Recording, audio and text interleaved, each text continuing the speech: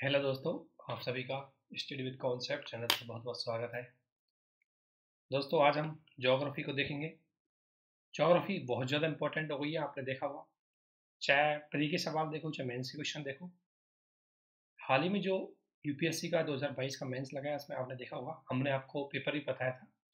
जिन लोगों ने पेपर नहीं देखा है, हमारा उसके वीडियो को एक बार जरूर देखें, क्योंकि उसमें हमने क्या किया है। उसमें एक सबसे अलग चीज़ हमने ये की है, हालांकि पेपर का एनालिसिस तो आपने बहुत जगह देख रखा होगा। हमने क्या किया है कि पेपर प्लस सिलेबस, इसके साथ उसको क्या किया, हमने कनेक्ट किया है और आपको बताया कि किस सिलेबस में से किस तरीके से क्वेश्चन आते हैं दोस्तों, किस तरीके से। वो चीज़ें हमने इसमें बताई है और यही बहुत ज़्यादा इंपॉर्टेंट है। क्योंकि सबसे बड़ी अगर हम बात करें तैयारी की, हालांकि मैंने कुछ वीडियो बनाए हैं जो आपके सिलेबस को क्लासीफाइड किया है और उसको मैंने प्रीवियस ईयर के क्वेश्चन के साथ जोड़ा है कि किस तरीके से क्वेश्चन आते हैं। ये सबसे बड़ी बात है, इनको मैं इसलिए बोलता हूँ, क्यों इन पे ज़्यादा फोकस है मेरा, क्योंकि इससे आप यूपीएससी या स्टेट पीसीएस, जिस भी स्टेट पीसीएस की आप कर रहे हैं या दुनिया की कोई भी एग्जाम की तैयारी कर रहे हो, किसी भी एग्जाम की यदि आप तैयारी कर रहे हो, तो उसके लिए आपको कम से कम बेसिकली इतना पता होना चाहिए कि उसका सिलेबस क्या है, उसके प्रीवियस ईयर के क्वेश्चन किस तरीके से आए। और दूसरी चीज़ ये है कि उसकी इससे सबसे ज़्यादा फायदा ये होगा कि एग्जाम की डिमांड क्या है। और यदि आप एक बार एग्जाम की डिमांड को समझ गए तो आपको कोई भी दिक्कत नहीं आई, अब इजीली उस चीज़ को कर सकते हैं। तो इसलिए दोस्तों, उनको मैंने बताया था। और अभी हमने जो देखा पेपर, उसमें प्रीवियस ईयर के क्वेश्चन के जो अभी देखा 2022 का, उसमें ज्योग्राफी का बहुत ज़्यादा महत्व हो गया। इसलिए अब हम क्या करेंगे, ज्योग्राफी के भी चीज़ें हम देखेंगे। हालांकि हमारे हिस्ट्री, पॉलिटी और इकोनॉमी चल रही है, और अभी थोड़ा 3 वीडियो आपको रेगुलरली प्रोवाइड करवाए जाएंगे, क्योंकि अब ज़्यादा टाइम नहीं है सिलेबस के लिए भी। इसलिए मैं कोशिश करूंगा कि वीडियो आपको टाइम टू टाइम जल्दी से प्रोवाइड करवाए जाए। और संडे के दिन हम आपके जो भी डाउट आएगा उन वीडियो में, या अदर आपको किसी भी प्रकार का कोई भी डाउट है, तो आप रविवार के दिन, संडे के दिन शाम को 9 बजे हम लाइव आएंगे यूट्यूब पे, उसका लिंक आपको शेयर कर दिया जाएगा और अदर वीडियो आपको रिकॉर्डेड मिलेंगी। और जब भी संभव होगा, हो सकता है आपके साथ लाइव भी जुड़ जाए। तो कई दोस्त हैं जिनको दिक्कत आ रही है कि सर पर्सनली बात करना चाहते हैं, तो दोस्तों पर्सनली बात करना पॉसिबल नहीं है, क्योंकि मेरे पास क्या कि ऑफिस का काम रहता है और ऑफिस का काम 24/7 है। जैसे संडे के दिन भी काम है, संडे भी बिजी है। इस बार का संडे बिजी था, इस बार का सैटरडे भी बिजी था, तो इसकी वजह से ज़्यादा टाइम नहीं दे पाया, नहीं आपकी कॉफ़ी पूरी तरह से हम चेक कर पाए। लेकिन कोशिश है कि काफ़ी कॉफ़ी है उनको चेक कर दिया जाएगा। लेकिन जो भी मेरे साथ जुड़े हुए, हमारे चैनल को जो फॉलो कर रहे हैं, उन सभी से मेरी रिक्वेस्ट है कि वो धैर्य ज़रूर रखें, पेशेंस ज़रूर रखें, क्योंकि बहुत सारी चीज़ें हैं वो एक साथ आप पॉसिबल नहीं है। इसलिए अगर आपने कॉफ़ी दी है तो आप एक रिमाइंडर करवा दें मुझे कि सर हमने कॉफ़ी कई दिन की दी है, 3-4 दिन हो गए, 4-5 दिन हो गए, तो एक बार रिमाइंड करवा दो, उसको चेक कर देंगे। लेकिन थोड़ा धैर्य रखें, 1-2 दिन का, 3 दिन का। ऐसे नहीं है कि अभी कॉफ़ी बेचिए और कई ऐसे हैं आप में से जो बार बार मैसेज कर देते हैं, तो ऐसा ना करें, ठीक है ना। थोड़ा सा धैर्य रखें, तब जा हम डेफिनेटली कॉफ़ी चेक करेंगे, अच्छे से करेंगे। तो आज ज्योग्राफी के इस महत्व को देखते हुए आज हम ज्योग्राफी पढ़ेंगे बहुत अच्छे से, क्योंकि हिस्ट्री, पॉलिटी और इकोनॉमी का मेरा टारगेट है दिसंबर तक आपके सिलेबस का काफ़ी पार्ट इसमें से खत्म होना चाहिए। और इसके अलावा ज्योग्राफी को भी हम साथ में लेके चलेंगे, जब भी टाइम मिलेगा हम ज़्यादा वीडियो आपको अपलोड कर देंगे। जिनको देखना है रेगुलरली वो देख सकते हैं, प्ले लिस्ट में जाकर के देख सकते हैं। आज के इस ज्योग्राफी के इस वीडियो में हम आपको बताएंगे कि ज्योग्राफी की क्या क्या चीज़ें इंपॉर्टेंट होती है। हालांकि आपने बहुत सारी चीज़ें देखी होंगी पहले से, आप में से बहुत सारे आपने वीडियो देखे होंगे, सब चीज़ देखे होंगी, वो आपके लिए बहुत हेल्पफुल रही होगी। लेकिन मैं सिर्फ इस इंट्रोडक्शन में आपको बताना चाहूँगा कि ज्योग्राफी में क्या चीज़ें पे हमें ज़्यादा फोकस करना चाहिए और किस तरीके के क्वेश्चन आते हैं, उन पे भी हम देखेंगे। सिलेबस को हम डिस्कशन करेंगे, उसके लिए अलग से वीडियो है। अभी हमने जीएस फर्स्ट के अंतर्गत 2 पार्ट का सिलेबस कंप्लीट कर लिया है, तीसरे पार्ट का सिलेबस हम ज्योग्राफी का ही डिस्कस करेंगे, उसके वीडियो आपको जल्दी मिल जाएगा। लेकिन सिलेबस को आप अपने लेवल पर प्रीवियस ईयर के क्वेश्चन के साथ है कनेक्ट करो। जब उसको प्रीवियस ईयर के क्वेश्चन के साथ कनेक्ट करेंगे तो डेफिनेटली है कि आपके समझ में आ जाएगा कि what is demand of UPSC, state PCS. Demand क्या है, क्या मांगते हैं, प्रीवियस ईयर के क्वेश्चनों से ही आप समझ पाएंगे, सिलेबस से ही आप समझ पाएंगे। और आप में से जो डाउट होता है बहुत सारे दोस्तों को, सर क्या पढ़े, तभी आप अपने आप पता लगा पाएंगे कि क्या पढ़ना चाहिए, क्या नहीं पढ़ना चाहिए। तो वो चीज़ें हैं, बाकी हम और भी डिस्कशन करते रहेंगे। और अब आगे बढ़ते हैं इसमें। सबसे पहले आज का जो हमारा ये टॉपिक रहेगा, है ना, आज इसमें हम बेसिकली ज्योग्राफी को देखेंगे, ज्योग्राफी का कि आखिरकार ज्योग्राफी का महत्व क्या है। एक तो हमारा ये रहेगा कि इंपॉर्टेंट ऑफ ज्योग्राफी क्या है, दूसरा ज्योग्राफी में हमें क्या क्या चीज़ें पढ़नी चाहिए, हालांकि मैंने बता दिया क्या क्या पढ़ना चाहिए, है ना। इसके अलावा ज्योग्राफी में जो मैप के रोल है दोस्तों, मैप मैप की भूमिका को भी हम जानेंगे, मैप की भूमिका क्या है। मैप की दोस्तों ज्योग्राफी में बहुत ज़्यादा भूमिका है, और चाहे वो प्री के सवाल हो चाहे मेंस के हो, उसमें ज्योग्राफी आपके लिए बहुत है, महत्वपूर्ण रहेगी। और इसके अलावा ज्योग्राफी के हम पार्ट वाइज पढ़ेंगे, पार्ट वाइज अगर हम देखेंगे ज्योग्राफी को तो पार्ट वाइज हम इसको पढ़ेंगे, ठीक है ना। जिसमें आपने देखा होगा एक होगा भूविज्ञान, एक होगा जलवायु विज्ञान, ठीक है दोस्तों। एक होगा दोस्तों जलवायु विज्ञान भूविज्ञान के साथ साथ एक इसमें होगा समुद्र विज्ञान, ओशनोलॉजी, एक एक को लिख देते हैं हम। इसके अलावा एक होगा वनस्पति विज्ञान, एक होगा मृदा विज्ञान, पेडोलॉजी, ठीक है ना। मृदा विज्ञान को बोलते हैं पेडोलॉजी, ठीक है ना। इसको बोलते हैं ओशनोलॉजी, इसको बोलते हैं क्लाइमेटोलॉजी, इसको बोलते हैं जियोलॉजी, ठीक है। तो इनको पार्ट वाइज पढ़ेंगे। ये आपकी है फिजिकल ज्योग्राफी का पार्ट दोस्तों।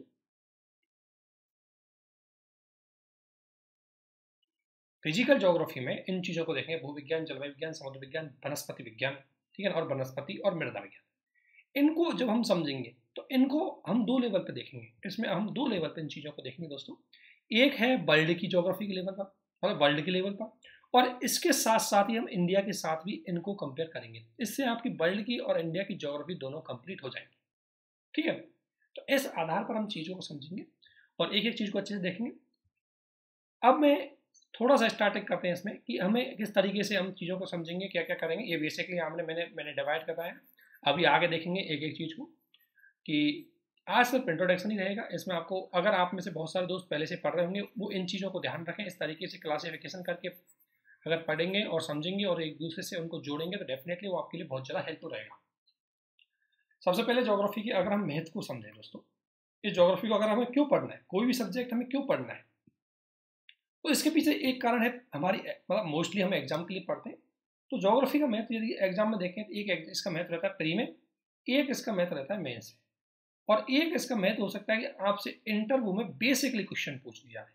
दोस्तों ऐसा नहीं है कि आपको इंटरव्यू में क्वेश्चन नहीं पूछ सकते, इंटरव्यू में हूँ बेसिकली जो क्वेश्चन होते हैं वो भी आपसे ज्योग्राफी के पूछे जा सकते हैं। बेसिकली जनरली क्वेश्चन जो जनरली पूछे जाते हैं, कई बार आपसे डायरेक्ट पूछा जाता है कि पेडोलॉजी क्या है, मृदा विज्ञान क्या है, या कई बार आपसे जनरली पूछ सकते हैं कि सॉइल क्या है।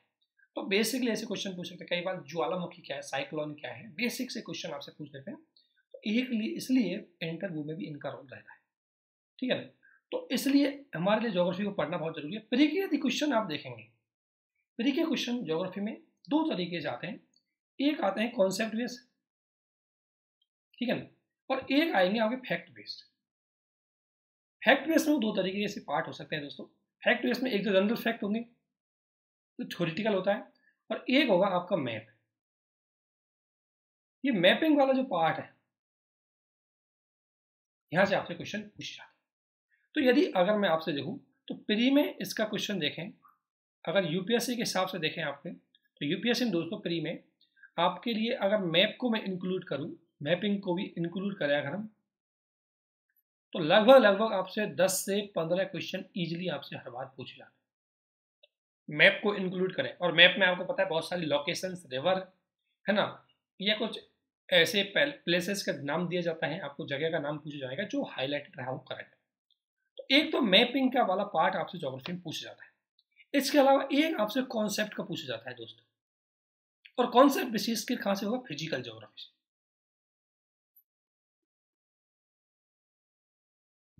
तो फिजिकल ज्योग्राफी जो होगा अभी हम देखेंगे, फिजिकल ज्योग्राफी और ह्यूमन ज्योग्राफी है जो, उसको एक एक को अच्छे से देखेंगे। लेकिन अभी बेसिकली आपको ये चीज़ ध्यान है कि किस तरीके कॉन्सेप्ट के क्वेश्चन आपसे पूछ लिया जाता है कि आप ये बताओ कि साइक्लोन बनने के लिए कौन सी सिचुएशन पाई जाती है, कौन सी सबसे मोस्ट है ना। इस तरीके की चीज़ें की क्वेश्चन आपको जोड़कर देखा जाता है। या कई बार एक एक क्वेश्चन इसमें बन सकता है आपके ह्यूमन ज्योग्राफी से लेकर।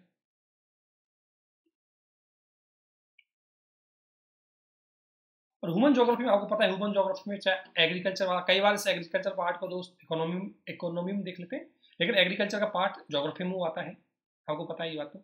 या कई बार इसमें आपके मिनरल को लेकर के, खनन को लेकर के, खनन उद्योग को, इसको लेकर के भी आपसे क्वेश्चन पूछ सकते हैं, कौन कौन सी खनन कहाँ कहाँ पर पाई जाती है, इनका फैक्चुअल इन्फॉर्मेशन आपसे पूछ सकते हैं। ह्यूमन ज्योग्राफी के अंतर्गत कई बार उद्योगों को, इंडस्ट्री, जो हाँ मैंने बता दिया इंडस्ट्री, तो उद्योगों को लेकर के भी क्वेश्चन पूछ सकते हैं आपसे। जो इंडस्ट्री है उसमें फेमस इंडस्ट्री है जो ज्योग्राफी से जुड़ी हुई होती है, उनके बारे में क्वेश्चन आपसे पूछ जाते हैं ह्यूमन ज्योग्राफी के अंतर्गत प्रीलिम्स में। फिजिकल ज्योग्राफी के तो पार्टों को भी हम देखेंगे, जो भी पार्ट मैंने अभी बताया वहां से क्वेश्चन डायरेक्ट कॉन्सेप्ट बेस पे आते हैं। इसलिए दोस्तों एक तो ये यूपीएससी में प्री के लिए हमारे लिए बहुत ज़्यादा महत्वपूर्ण है। यदि इसका दूसरा हम महत्व देखें, दूसरा अगर इसका महत्व देखें यूपीएससी में, तो मेंस के लिए भी इसका महत्व है। और आपने यदि प्रीवियस ईयर के क्वेश्चन देखे होंगे तो दोस्तों इस बार कम से कम 8 से 10 सवाल आपके ज्योग्राफी से थे।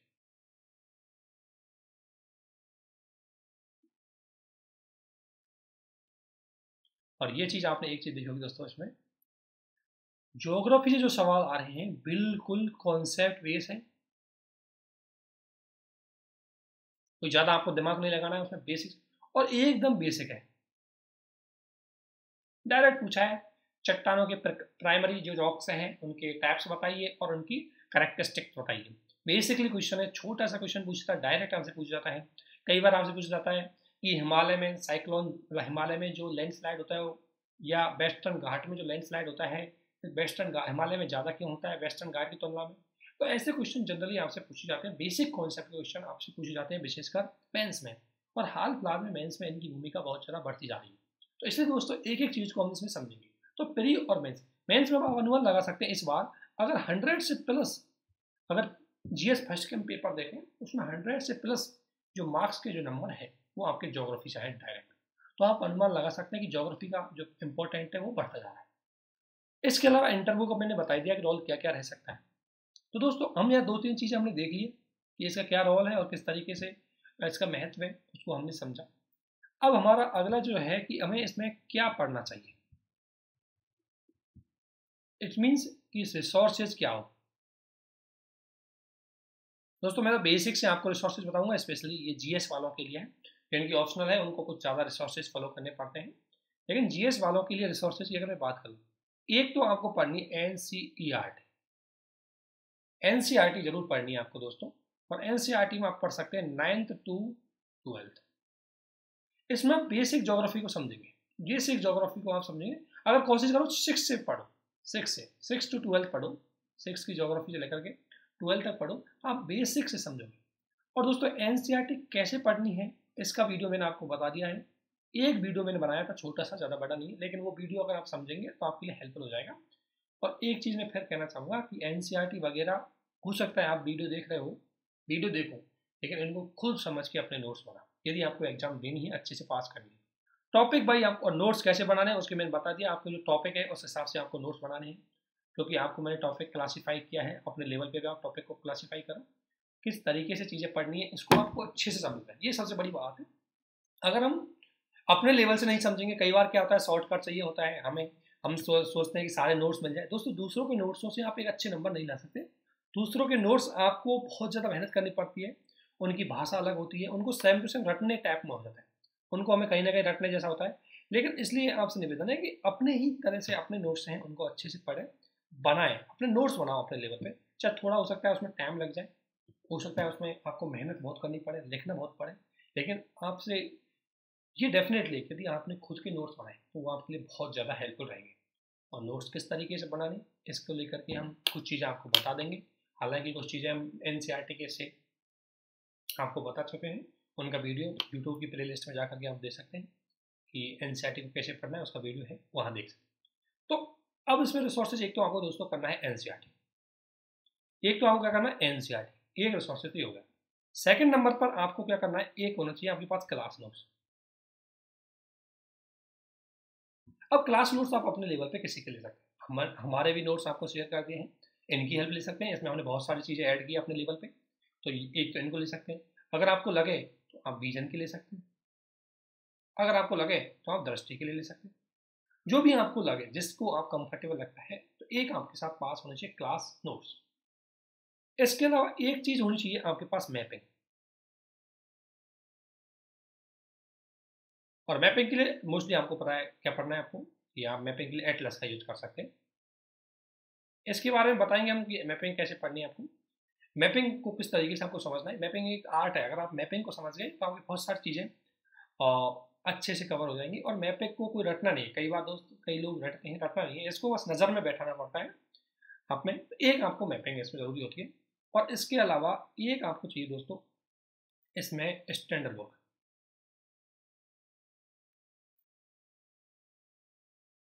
स्टैंडर्ड बुक भी एक थोड़ी सी हमें फॉलो करनी पड़ेगी। ये रिसोर्सेज को कैसे यूज करना है वो भी आपको बताया जाएगा, लेकिन एक होगी इसमें स्टैंडर्ड बुक। और स्टैंडर्ड बुक एक तो मुआजिज हसन की आती है, और एक महेश बर्णवाल भी आजकल, महेश बर्णवाल की बुक भी काफ़ी चलती है, इसको भी यूज कर सकते हैं। या किसी कोचिंग ने भी कोई बुक निकाली हो, बुक ध्यान रखना, क्लास नोट्स के अलावा बुक निकाली हो, दृष्टि जैसे बुक निकालती है, तो किसी कोचिंग की बुक पढ़ सकते हैं आप, किसी भी कोचिंग की बुक, वो आपके लिए हेल्पफुल हो सकती है। ये चीज़ आपको बेसिकली पढ़नी है। इसके अलावा चाहो तो आप कुछ, अगर किसी को देखना है तो कुछ डिस्कवरी चैनल बेसिकली देख सकते हैं, बाकी इनसे आपका काम चल जाएगा। अब आपके मन में एक क्वेश्चन आता होगा कि इतने रिसोर्सेज के नोट्स कैसे बनाने। अब नोट्स बनाते टाइम क्या चीज़ें ध्यान रखनी, नोट्स ये रिसोर्सेज तो हमने देख लिए कि ये चीज़ है, ये चीज़ हमें पढ़नी है, ठीक है ना। लेकिन अगर मैं बोलूँ कि इनका यूज कैसे करना है, सबसे बड़ा क्वेश्चन आता है कि यूज कैसे करना है।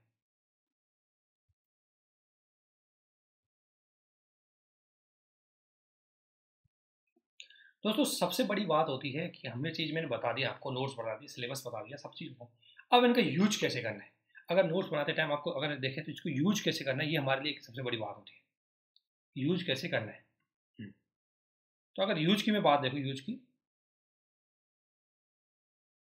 यूज की अगर हम देखें इनका यूज कैसे करना है, जैसे मान लें आप नोट्स बना रहे हैं तो एक रजिस्टर तो आपका ये होगा, जैसे आप नोट्स बना रहे हैं, और इसके अलावा एक रिसोर्स है, दो रिसोर्स है, तीन रिसोर्स है, चार रिसोर्स है, ये आपके सामने आप ओपन करके रखेंगे, खोल के रखेंगे आपके सामने टेबल पे, ठीक है ना। अब इसमें क्या करना है कि नोट्स से पहले आपको समझना है कि प्रीवियस ईयर के क्वेश्चन एंड सिलेबस। अब सिलेबस को समझते हुए आपने अपने सारे पूरे टॉपिक को, सिलेबस को क्लासीफाई कर दिया, जैसे मैंने आपको बताया क्लासीफाइड कर दिया। क्लासीफाई कैसे किया है, जैसे अगर देखें तो पहला मुझे मान लें वर्ल्ड ज्योग्राफी पढ़नी, मेरे सिलेबस का भाग वर्ल्ड ज्योग्राफी, और स्पेशली क्या है फिजिकल ज्योग्राफी। तो फिजिकल ज्योग्राफी जब मुझे पढ़नी है तो मैं क्या करूँगा कि फिजिकल ज्योग्राफी का एक पार्ट निकालूंगा, उसमें मैं लूँगा जियोलॉजी, भूविज्ञान को लूँगा। अब मैं भूविज्ञान के भी टॉपिक को लूँगा, फॉर एग्जाम्पल भूविज्ञान में अगर पहला टॉपिक ले लिया रॉक, अब मुझे पढ़ना है रॉक, चट्टान अगर मुझे पढ़नी है तो मैं क्या करूँगा, यहाँ रॉक से स्टार्ट करूँगा, टॉपिक से ये रॉक स्टार्ट किया। अब रॉक को बेसिक समझाने के लिए अगर एक बार मैं एनसीईआरटी से चला जाऊँगा, एनसीईआरटी के जाऊँगा डायरेक्ट कि किस क्लास की एनसीईआरटी में रॉक नाम का चट्टान का टॉपिक है, एनसीईआरटी में गया। दूसरा, कोई स्टैंडर्ड क्लास के नोट्स है, क्लास नोट्स है, उनको एक बार पढ़ के और इस टॉपिक के बारे में पढ़ना है कि चट्टान क्या है, किस तरीके से बनी, तो क्यों है, और कैसे ये काम करती है, कैसे इनका रोल है। ये तीन मुद्दे मुझे सॉल्व करने हैं, तो इनके लिए मुझे जरूरत इस बुक की पढ़ी, इस बुक की पढ़ी या इस बुक की पढ़ी, तीनों को यूज करते हुए मुझे रॉक वाला टॉपिक कंप्लीट करना है। और जब भी कोई टॉपिक कंप्लीट करो उसमें दो चीज़ आपको ध्यान रखनी है, एक तो उस टॉपिक का आपको कॉन्सेप्ट, और दूसरा दोस्तों उस टॉपिक का आपको फैक्ट जरूर पढ़ने हैं। जैसे रॉक पढ़ा है तो रॉक का कॉन्सेप्ट है कि रॉक जो है उसका निर्माण कैसे हुआ, प्राइमरी रॉक क्यों है, प्राइमरी रॉक का जो जनरेशन वो किस तरीके से होता है, अब प्राइमरी रॉक में कौन कौन सी चीज़ें आती है। ये बेसिकली इस तरीके से आपको पढ़ते हुए हर टॉपिक के यदि आपने नोट्स बना दिए तो उसके बाद कोई भी एग्जाम में आपको कोई नहीं रोक सकता। ये चीज़ आपको बेसिकली अच्छे से करनी है दोस्तों। तो अगर ये चीज़ें आपको रिसोर्सेज बता दिए, इसका महत्व बता दिया, अब थोड़ा सा बेसिकली मैं भी क्लासीफाई कर देता हूँ कि हम किस तरीके से इसको डिस्कशन करेंगे, हमारा क्या रहेगा। हालांकि इसमें कर रखा है, इसमें ये देखो, ये देखो, जैसे ज्योग्राफी बेसिकली तीन प्रकार से हम ज्योग्राफी को देखते हैं, ज्योग्राफी का तीन प्रकार से देखेंगे। एक प्रकार से इसमें ये हो गया, ठीक है ना, एक हो गया इसमें देखो फिजिकल ज्योग्राफी। दोस्तों फिजिकल ज्योग्राफी में एक पहला पार्ट हम पढ़ेंगे बेसिकली यूनिवर्स। यूनिवर्स की हम बात करेंगे तो यूनिवर्स का बेसिकली स्टेट पीसीएस में बहुत ज़्यादा रोल रह रहा है, स्टेट पीसीएस में यहाँ से क्वेश्चन पूछे जाते हैं, है ना, और यूपीएससी प्री में यहाँ से क्वेश्चन पूछे जा सकते हैं। इसके लिए हम स्टेट पीसीएस के लिए और इसके लिए हम यूनिवर्स को पढ़ेंगे। थोड़ा सा इसमें हम ग्रह, उपग्रह, सन, इन सब की बेसिक फीचर्स को पढ़ेंगे। तो ये आपके लिए इसलिए हेल्पफुल रहे कि अगर क्वेश्चन किसी प्रकार से यहाँ से आते हैं तो आपके क्वेश्चन छूटे ना, इसलिए एक तो हम इसको पढ़ेंगे यूनिवर्स वाले टॉपिक को। दूसरा यदि दोस्तों मैं इसमें बात करूँ, आपको रेड कलर इसका रहता है। दूसरा अगर हम देखें तो दूसरा पार्ट है जियोलॉजी का। दूसरा पार्ट क्या है? दूसरा पार्ट है जियोलॉजी का। एक मिनट, ये जियोलॉजी, दूसरा पार्ट है जियोलॉजी। अब जियोलॉजी के अंतर्गत हम बहुत सारी चीज़ें पढ़ेंगे। जियोलॉजी के अंतर्गत हम सबसे पहले पढ़ेंगे रॉक पढ़ेंगे। जियोलॉजी के अंतर्गत जियोलॉजी के लेवल पर जो इंसिडेंट होते हैं, प्लेट विवर्तन की सिद्धांत इसी में आता है। इसके अलावा महाद्वीपीय विस्थापन सिद्धांत इसी में आता है, ठीक है ना। फिर पृथ्वी का निर्माण की प्रक्रिया भी देखनी इन सिद्धांतों के आधार पर, ठीक है। इसके अलावा इसमें एक चीज और है, इसमें हम ये देखेंगे कि जो आंतरिक निर्माण ज्योग्राफी का क्या है, ज्योग्राफी जो भूगोल पृथ्वी का आंतरिक निर्माण किस तरीके से हुआ है, उसमें क्या क्या कारक है, उनको बेसिकली आप समझेंगे और जानेंगे। इसके अलावा अगर हम यहाँ देखेंगे तो ज्योग्राफी में एक चीज़ और यहाँ से देखेंगे इसमें कि अगर इसके अलावा ज्योग्राफी जुड़ी हुई विभिन्न प्रकार के इंसिडेंट जो क्लाइमेटोलॉजी से जुड़ी होती है, सॉरी इस ज्योग्राफी से जुड़े होते हैं इंसिडेंट, जिसमें अगर बात करें हम अर्थ क्यूब, जैसे बात करें हम साइक्लोन, जैसे बात करें हम सुनामी, ठीक है। ये बेसिक चीज जो इंटरनल ज्योग्राफी की जो फोर्सेज हैं वाला है, जो सॉरी जो जियोलॉजी के इंटरनल पार्ट्स हैं, हमारे अर्थ के इंटरनल पार्ट्स हैं, उनको सबको एक एक को हम समझेंगे। तो उस तरीके से हम जियोलॉजी के अंतर्गत बहुत सारी चीज़ों को कवर करेंगे, है ना। ये चीज़ आपको बेसिकली जाननी है। इसके अलावा अगर मैं बात करूँ, उसके बाद हम पढ़ेंगे जलवायु विज्ञान। दोस्तों सबसे बड़ा टॉपिक जलवायु विज्ञान का है। इसमें हम जलवायु विज्ञान के अंतर्गत महाद्वीप मतलब जलवायु से जुड़ी हुई सारे इंसिडेंट है उनको देखेंगे, चाहे वो साइक्लोन भी इसी में आएगा, जो उष्णकटिबंधीय साइक्लोन है, ये है, इनका निर्माण किस तरीके से होता है, तो इसको देखेंगे। इसके अलावा आता है समुद्र विज्ञान। समुद्र विज्ञान में अंतर्गत हम महासागरीय चीज़ों को जोड़ेंगे, महासागरीय संसाधनों को देखेंगे, महासागर में जलधारा देखेंगे, उनके तापमान को देखेंगे, ठीक है ना। और महासागर में समुद्री संसाधन कौन कौन से हैं उनको इसमें इस टॉपिक के अंतर्गत डिस्कस किया जाए। मृदा, तो मृदा क्या है, मृदा भारत विश्व के लेवल पे देखेंगे। फिर मृदा के निर्माण प्रक्रिया को प्रभावित करने वाले कारक है उनको देखेंगे, ठीक है ना। और इसके अलावा अगर हम देखें मृदा की निर्माण प्रक्रिया है, इसको प्रभावित करने वाले कारकों के अलावा इन सारी चीज़ों को हम अच्छे से समझेंगे और जानेंगे, तब जाकर के इस टॉपिक को हम अच्छे से कवर करेंगे। तो मृदा की चीज़ देखेंगे। मृदा की चीज़ देखने के बाद अभी हमारा जो अगला हम बात करेंगे इसमें मृदा के बाद वनस्पति, वनस्पति को देखेंगे कि वनस्पति देखेंगे। अब वनस्पति में वनस्पति का निर्माण प्रक्रिया, वनस्पति को प्रभावित करने वाले कारक कौन कौन से हैं, जलवायु का क्या रोल रहता है, मृदा का क्या रोल रहता है, उस क्षेत्र की स्थिति क्या रोल रहता है, इनका वितरण कहाँ कहाँ पर किस तरीके से है, इसको डिटेल से डिस्कशन किया जाएगा। तो ये चीज़ें हम पढ़ेंगे फिजिकल ज्योग्राफी के अंतर्गत, ठीक है ना। ये चीज़ आप समझ रहे होंगे फिजिकल ज्योग्राफी के अंतर्गत क्या क्या चीज़ें पढ़ने वाले दोस्तों। इसके अलावा दूसरा पार्ट रहेगा हमारा, ध्यान रखना फिजिकल ज्योग्राफी के जितने भी इंसिडेंट देख रहे हैं आपको, इनको दो लेवल पे पढ़ेंगे हम। एक लेवल होगा वर्ल्ड का लेवल, एक दो लेवल पे पढ़ेंगे हम। एक होगा विश्व की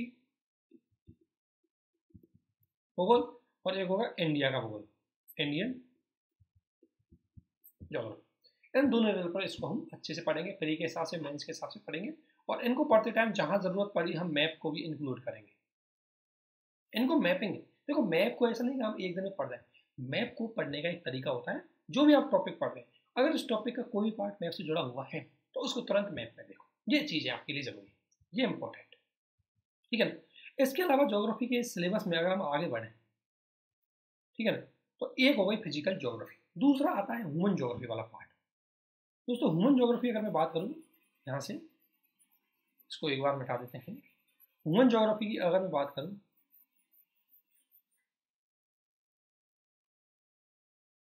दूसरा होगा ह्यूमन ज्योग्राफी। ह्यूमन ज्योग्राफी में आप देखेंगे इंडस्ट्री देखेंगे, वैश्विक लेवल पे कुछ फेमस इंडस्ट्री देखेंगे, क्योंकि इनसे क्वेश्चन आपने देखा होगा प्रीवियस ईयर आए हुए। एग्रीकल्चर को देखेंगे, एग्रीकल्चर, रेल, सड़क, इनसे लेकर करीब सवाल आते हैं। ह्यूमन रिसोर्सेज, इसमें जनसंख्या,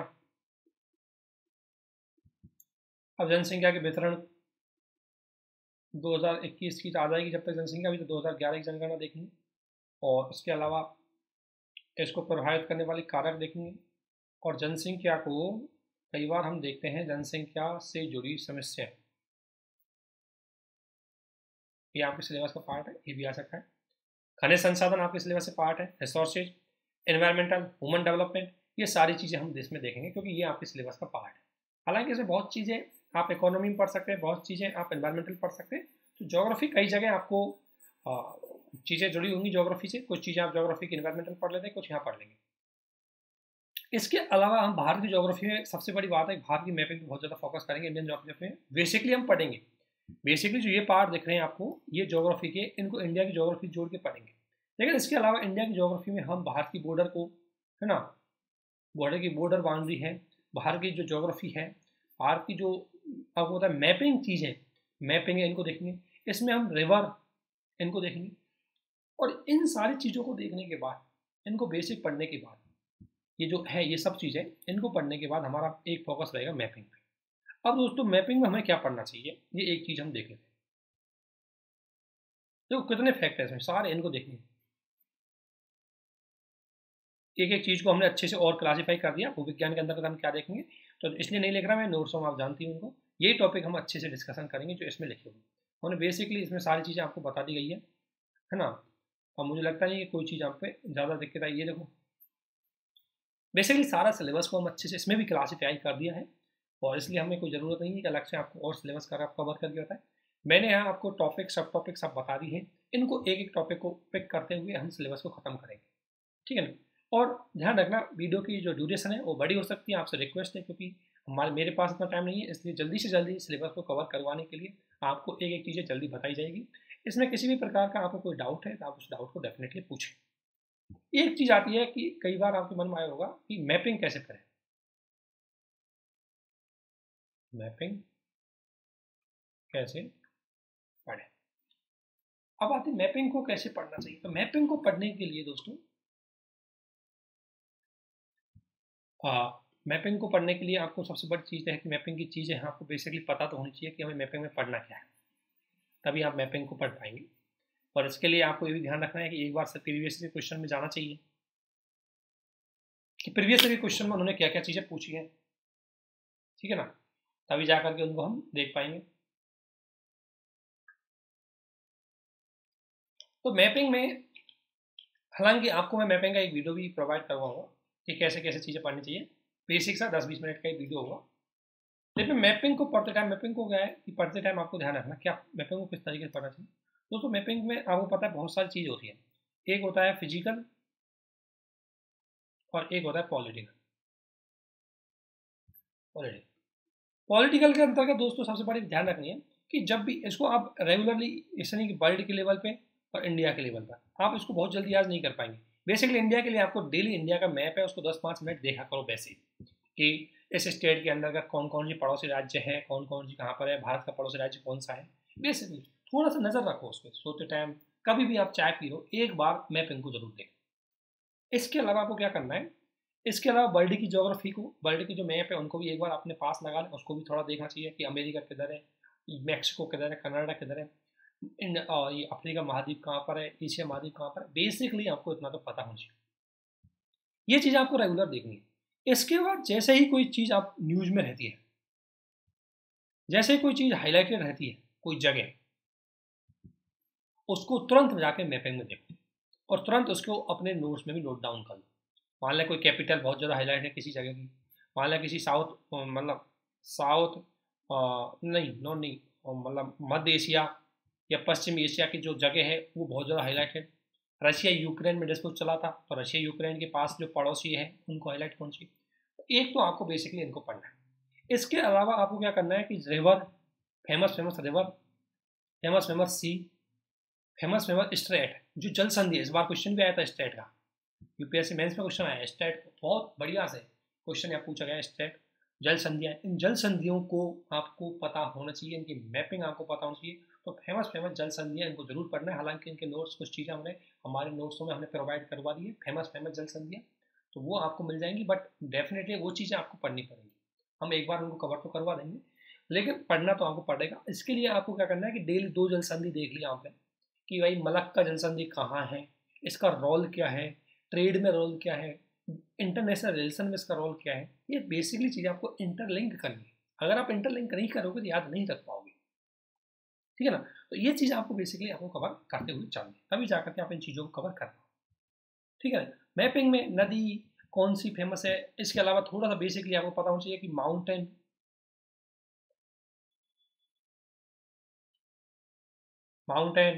कोई हिल, ये अगर हाईलाइटेड है तो इनको आपको एक बार जरूर देखना चाहिए, है ना। बाकी भारत की ज्योग्राफी पढ़ोगे तो उसमें बहुत सारे मैपिंग आएंगे, उनको तुरंत मैपिंग दो तरीके से, एक आपको क्या करना है मैपिंग में बेसिक का समझना है कि कौन कौन सी ज्योग्राफी लोकेशन कहाँ, दूसरा आपको मैपिंग में क्या करना है कि सिलेबस के सिलेबस के अकॉर्डिंग जो भी चीज़ आ रही है उसको तुरंत उसमें लिखते रहें, और थर्ड आपको कोई करंट में हाईलाइटेड चीज़ रही है उसको तुरंत लिखें। इस तरीके से आपको मैपिंग वाला पार्ट कंप्लीट करना है। दोस्तों ये थोड़ा सा बेसिक इंट्रोडक्शन था, प्री में इसके क्वेश्चन आते हैं, मेंस में क्वेश्चन आते हैं, मेंस के क्वेश्चन हमने आपके साथ डिस्कशन किए थे, तो इसलिए आपसे निवेदन है कि एक बार हमारे उस वीडियो को जरूर देखें जिसमें हमने बताया था कि जीएस फर्स्ट के पेपर में क्वेश्चन किस तरीके से आए थे और वो किस तरीके से हमने कवर करने की पूरी कोशिश की थी। इसके अलावा दोस्तों साथ साथ मैं ये भी कहना चाहूँगा कि आप हमारे यूट्यूब चैनल पर जरूर सब्सक्राइब करें। बहुत सारे लोग टेलीग्राम पर जुड़े हुए हैं लेकिन आप यूट्यूब पर सब्सक्राइब नहीं करते, और इससे दिक्कत क्या आती है कि सब्सक्रिप्शन नहीं बढ़ने की वजह से हमें कुछ फैसिलिटी जो आपके साथ लाइव होने की मिलनी चाहिए वो नहीं मिल पा रही है। इसलिए आपसे रिक्वेस्ट है कि एक बार आप सभी जो लोग हमारे टेलीग्राम चैनल से जुड़े हुए हैं उनसे रिक्वेस्ट है कि ज़रूर इसको एक बार हमारे चैनल को सब्सक्राइब करें। डेफिनेटली है कि जो भी चीज़ हम बताएंगे उसका नोटिफिकेशन आपके पास चला जाएगा। और जिस तरीके से मैं सिलेबस देखो अकेला आदमी, अभी मैं काफ़ी चीज़ें स्टेट पीसीएस के लिए हमारे पास अलग कैंडिडेट है, लेकिन यूपीएससी के लिए ज़्यादातर चीज़ें बताने के लिए मैं खुद ही बताऊंगा, कोशिश करूंगा। हाँ, प्रीवियस ईयर के क्वेश्चन और उसके लिए हमारे पास कुछ लोग हैं जो प्रीवियस ईयर के क्वेश्चन हैं उनको सॉल्व करवाएंगे आपके साथ। लेकिन आपसे ये निवेदन है कि अगर आप अपनी ओर से भी सपोर्ट करेंगे हमारा मनोबल बढ़ेगा और डेफिनेटली हमें लगेगा हम कुछ अच्छा पढ़ा रहे हैं। इसलिए आप कमेंट भी करें, फीडबैक भी दें कि हमें क्या इंप्रूवमेंट करना चाहिए, किस तरीके की। और दोस्तों आप यूपीएससी, स्टेट पीसीएस और भविष्य में बनने वाले सिविल सर्वेंट हो तो डेफिनेटली आपका फीडबैक जेन्युइन और रीजनेबल होना चाहिए, मतलब आपका मैच्योरिटी वाला फीडबैक होना चाहिए, एक मैच्योर लेवल देखना चाहिए कि हाँ आप में एक मैच्योरिटी का लेवल है, क्योंकि आपकी पर्सनैलिटी का एक हिस्सा भी है। पढ़ने के साथ साथ आपको अपनी पर्सनैलिटी भी डेवलप करनी। बहुत सारे दोस्तों का आप में से ये पूछते हैं कि सर किस तरीके से इंटरव्यू की तैयारी की जाती है। दोस्तों इंटरव्यू की तैयारी एक दिन नहीं होती, ये आप मेंस के बाद 2 महीने में इंटरव्यू तैयारी नहीं कर सकते। इंटरव्यू की तैयारी करने के लिए आपकी पर्सनैलिटी में से बहुत सारी चीज़ें डेवलप होनी चाहिए, लोगों से बात करने का तरीका, किसी के सामने प्रेजेंट करने का तरीका, इसके अलावा अपने विचारों को बैलेंसिंग, अगर आपके विचार सही है, रीजनेबल है तो उनका पक्ष लेना, अगर लगता है कि आपके विचारों में कुछ कमी है तो उस कमी को भी एक्सेप्ट करना। तो ये सारी चीज़ें आपको डेवलप करनी है अपनी इस पढ़ाई के दौरान ही, तभी जाकर के आप सफल। लाइफ में डिसिप्लिन होना बहुत ज़रूरी है, और उसमें डिसिप्लिन जैसे होंगे आपको अपने आप बहुत सारी चीज़ें आपके पक्ष में होना चालू हो जाएंगी। तो ये बेसिक सी चीज़ें हैं, आपको ध्यान रखनी है। तो आपको रिक्वेस्ट है कि हमारे इस चैनल को एक बार चैनल को सब्सक्राइब करें, शेयर करें। और सारे लोग हैं हिंदी मीडियम के लिए तो मुख्य रूप से फोकस किया जा रहा है, लेकिन इंग्लिश मीडियम का कोई स्टूडेंट है तो उसको किसी भी प्रकार का गाइड चाहिए वो भी पूछ सकता है, हम डेफिनेटली उसको कुछ इंग्लिश में बता देंगे। हालांकि हम कीवर्ड इंग्लिश के यूज करते जा रहे हैं तो वो डेफिनेटली इसमें समझ जाएगा, ठीक है ना। ये चीज़ उसको अच्छे से करनी है आपको। अब हम आगे एक टॉपिक को छोटा सा देखेंगे क्योंकि वीडियो अभी बड़ा हो जाएगा, ये जस्ट इंट्रोडक्शन था। अभी एक टॉपिक को देखेंगे हम, और टॉपिक को अब समझते हैं थोड़ा सा, कोई ज़्यादा बड़ी बात नहीं है। सबसे पहले हम वर्ल्ड ज्योग्राफी के इस पार्ट को देख रहे हैं। दोस्तों नोट्स आपके साथ टेलीग्राम चैनल पे हमने पहले से ही शेयर किए हुए हैं, लेकिन एक चीज़ आप ध्यान रखना, इन नोट्सों को आप अपने लेवल पे नहीं समझ पाओगे। इन नोट्सों को आप तभी समझ पाओगे जब हमारे वीडियो को एक बार देखोगे, क्योंकि नोट्स क्यों है कि मैंने आपसे पहले ही बोला था कि किसी भी कोचिंग के नोट्स उनकी अपनी भाषा में होते हैं, ये नोट्स भी हमारी अपनी भाषा में। हमने इसमें से बहुत सारे वैसे फैक्ट छोड़ दिए जो हमें पता है, ठीक है ना। तो ऐसा नहीं कि हमने इसमें सारे फैक्ट ले लिए, सारी चीज़ ले ली, इसमें हमने वही चीज़ लिखी है, क्योंकि नोट्स में हम सामान्यतः वो चीज़ लिखते हैं जो भी याद नहीं रहती, ठीक है ना। तो इसलिए इनको समझने के लिए आपको हमारे वीडियो एक बार जरूर देखने पड़ेंगे। तो देखें, हम कोशिश करेंगे कि जल्दी से वीडियो आपको प्रोवाइड करवाएं, ठीक है ना।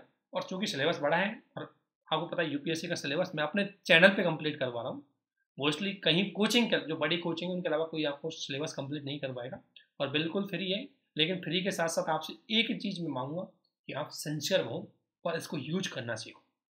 अगर आप में से कुछ 10 कैंडिडेट भी हमारे इस नोट्सों को और हमारी इस मेहनत को यूज कर गए तो हमारे लिए फ्रूटफुल होगी, ठीक है ना। और चूँकि मेरा पढ़ाना मेरी इंटरेस्ट है, हॉबी है, इसलिए मैं इस चीज़ को पढ़ा रहा हूँ जो भी चीज़। और दूसरा ये था कि हिंदी मीडियम के स्टूडेंटों को जैसे मुझे भी कई चीज़ें फेस चैलेंजेस करनी पड़ी थी अपनी पढ़ाई के दौरान, समझ में नहीं थी चीज़ें, तो इसलिए आपको थोड़ा सा गाइड करने के लिए हमने चैनल शुरू किया है। लेकिन दोस्तों आपका सपोर्ट मिलना ऐसे बहुत ज़रूरी है। आप इसको शेयर करें, हमारे चैनल को जोड़ें और चीज़ें जो आपको बताई जा रही है वो फॉलो करें। गारंटी है कि 2023 और 24 के अंतर्गत होने वाली एग्जाम, चाहे वो स्टेट पीसीएस की हो चाहे यूपीएससी हो, अगर आपने ढंग से फॉलो किया तो डेफिनेटली कि आपकी सफलता आपके सामने होगी। बस चीज़ें आप समझें और यूज करना सीखें। आज हमारा ज्योग्राफी का इस पहले टॉपिक को हम देखते हैं। तो पहला है ओरिजिन ऑफ यूनिवर्स, यानी ब्रह्मांड की उत्पत्ति देखेंगे। बेसिकली ब्रह्मांड की उत्पत्ति जो सवाल है, इसके स्टेट यूपीएससी के सिलेबस में इतना ज़्यादा बड़े कवर के हिसाब से उन्होंने नहीं जोड़ा, और ना ही पिछले कुछ सालों से इसमें से क्वेश्चन आ रहे हैं। लेकिन इसको चूंकि हम पढ़ेंगे, बेसिक जानकारी हमें पता होनी चाहिए, ठीक है ना। तो वो थोड़ा सा बेसिक चीज़ें हम देखेंगे, इसमें बेसिक चीज़ें हमने लिखी हुई है इसमें। तो सबसे पहले ब्रह्मांड की उत्पत्ति के बारे में आपको पता है कि मैंने भी अपनी ग्रेजुएशन के दौरान पढ़े थे, और आप में से जिन दोस्तों का ज्योग्राफी ऑप्शनल होगा उन्होंने बहुत सारी थ्योरी पढ़ी होंगी जो ओरिजिन ऑफ ब्रह्मांड को बताएंगे कि आखिरकार ब्रह्मांड की उत्पत्ति कैसे हुई, यूनिवर्स की उत्पत्ति कैसे हुई। तो उसमें बहुत सारी जो थ्योरीज आती है, अलग अलग तरह की, अलग अलग काल पे थ्योरी आई, ठीक है ना। और हर थ्योरी ने अपने फैक्ट दिए, अपने कॉन्सेप्ट को समझा, लेकिन कोई थ्योरी पूरी तरह उनको समझा नहीं पाई कि आखिरकार ब्रह्मांड की उत्पत्ति किस तरीके से। लेकिन हालांकि हर थ्योरी, हर सिद्धांत में कुछ कमियां रहती है। लेकिन वर्तमान समय में अगर यूनिवर्स की जो सबसे मानी हुई थ्योरी जिसको हम मानते हैं, वो थ्योरी है बिग बैंग थ्योरी। आपने सुना होगा बिग बैंग थ्योरी सबसे ज़्यादा फेमस है, सबसे ज़्यादा इसको माना जाता है वर्तमान के टाइम पे कि बिग बैंग थ्योरी है वो यूनिवर्स की सबसे सर्वमान्य थ्योरी है। इस थ्योरी के बारे में बेसिकली आप देखेंगे तो बिग बैंग की थ्योरी के बारे में आप जानते होंगे कि इस थ्योरी में ये बताया गया है, बिग बैंग की थ्योरी में, कि ये हुआ था कि ब्रह्मांड की उत्पत्ति के लिए क्या है कि एक छोटा सा पदार्थ था, छोटा सा पदार्थ था, ठीक है ना। इसको इन्होंने नाम दिया आद्य पदार्थ, ठीक है ना। और छोटे से पदार्थ का टेम्परेचर बहुत ज़्यादा था और प्रेशर भी बहुत ज़्यादा था। टेम्परेचर और हाई प्रेशर की वजह से इस छोटे से जो पदार्थ था, ये मटेरियल जो छोटा सा था पहले से, इसका एकदम से क्या हुआ, विस्फोट हुआ। ये मैं नहीं कह रहा हूँ, ये बिग बैंग थ्योरी कह रही है। बिग बैंग थ्योरी ने बोला कि 15 बिलियन ईयर एगो ये इंसिडेंट हुआ था, लगभग ये 15 बिलियन ईयर एगो की बात करते हैं। और इस टाइम ये इंसिडेंट हुआ, और इसमें बोला गया कि टेम्परेचर और प्रेशर बहुत ज़्यादा था इस पदार्थ का, इसलिए इसका क्या हुआ, विस्फोट हुआ। और विस्फोट होने की वजह से ये फैल गया। हमको पता है कोई चीज़ टूटती है तो टूट के चली जाती है। अब विस्फोट हुआ है, मान लें इसका विस्फोट हुआ, विस्फोट के एक कण यहाँ आ गया, एक कण यहाँ आ गया, एक कण यहाँ आ गया, एक कण ऐसे ऐसे ऐसे ऐसे करके फूट, विस्फोट होकर के ये डिस्ट्रैक्ट हो गया। अब इसमें डिस्ट्रैक्ट से इसने बोला है कि इसमें से डिस्ट्रैक्ट से ही विभिन्न प्रकार की आकाश गंगाएं बनी। डिस्ट्रैक्ट जो टूटा है, इसी से विभिन्न प्रकार के ग्रह उपग्रह बने। और इसमें यह था कि इन्हीं में से एक ग्रह अर्थ निकल के आई। और बोला गया कि अर्थ का जो पार्ट ऊपर था, मतलब कोई मान लो ये टूट के आया, इसका जो ऊपर वाला सरा है, जो ऊपर रहेगा वो जल्दी आपको पता है ठंडा हो जाएगा, और जो अंदर रहेगा वो जल्दी ठंडा नहीं होगा, वो अभी भी गर्म बना रहेगा और उसका टेम्परेचर ज़्यादा रहेगा। और यही कारण है कि नीचे वाले जो पृथ्वी के आंतरिक भाग में टेम्परेचर भी ज़्यादा है और वो लिक्विड फॉर्म में भी है, ठीक है ना। तो इसका कारण यह है कि बिग बैंग थ्योरी का जो सिद्धांत दिया गया था, जिसमें पृथ्वी भी एक कारक था, पृथ्वी भी उसमें से एक था, तो उसने बोला गया कि जो पार्ट ऊपर था वो जल्दी ठंडा होकर के मजबूत हो गया, ठोस हो गया, और जो पार्ट अंदर रह गया उसका टेम्परेचर ज़्यादा रहा और उसकी वजह से वो कभी मजबूत लिक्विड फॉर्म में रह गया। और यही कारण है कि हमारी पृथ्वी के आंतरिक भाग में अगर देखोगे तो लिक्विड फॉर्म में पाई जाती है और टेम्परेचर ज़्यादा पाया जाता है। तो ये बिग बैंग थ्योरी बेसिकली आपको इन्फॉर्मेशन के लिए रहती है। हाँ, अगर आप में से जो दोस्त ऑप्शनल के, उनको तो पूरा अच्छे से पढ़ना होता है, बहुत सारी थ्योरी है, तो उन्होंने पढ़ा भी होगा बहुत सारी चीज़ें इसमें से, तो उसके बात अलग है। अभी हम बेसिकली आपको थोड़ा समझाने की बात कर रहे हैं कि क्या क्या चीज़ आपको ध्यान रखनी। तो बिग बैंग थ्योरी के बारे में एक बेसिकली चीज़ें ये थी कि इस तरीके से पृथ्वी और यूनिवर्स का उत्पत्ति हुई। तो सबसे सर्वमान्य थ्योरी आपको पता है बिग बैंग थ्योरी, और उसके कुछ सिद्धांत भी दिए हुए हैं। सिद्धांत ये है, बिग बैंग ने एक चीज़ बोली कि यूनिवर्स आज भी विस्तृत हो रहा है, ये इसका विस्तार होता जा रहा है, ये अभी भी बढ़ता हुआ जा रहा है, ये बात है। और इसको हमने देखा था, एक प्रमाण हमारे पास मिला था, एडविन हब्बल नाम की एक हमने टेलीस्कोप थी, इस आपको पता है टेलीस्कोप फेमस है ये। इस एडविन हब्बल टेलीस्कोप के आधार पर यह देखा गया कि ब्रह्मांड है उसका क्या हो रहा है, विस्तार हो रहा है, ब्रह्मांड बढ़ता हुआ चला जा रहा है। और बढ़ता हुआ चला जा रहा है का मेन कारण है कि दोस्तों कैसे पता लग रहा है कि बोला आकाश गंगा है उनके बीच की दूरी बढ़ रही है, आकाश गंगा है उनके बीच की दूरी बढ़ती जा रही है।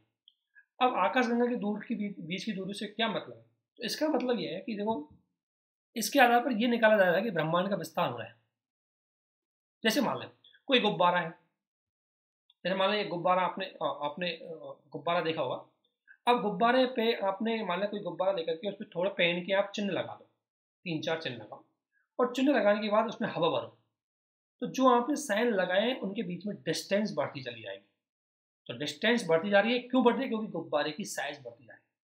और इसलिए इसने बोला कि मान लो पूरा गुब्बारा एक यूनिवर्स है, और उस गुब्बारे के ऊपर आपने जो टिक लगाए, छोटे छोटे साइन लगाए, ये आपकी आकाशगंगा है।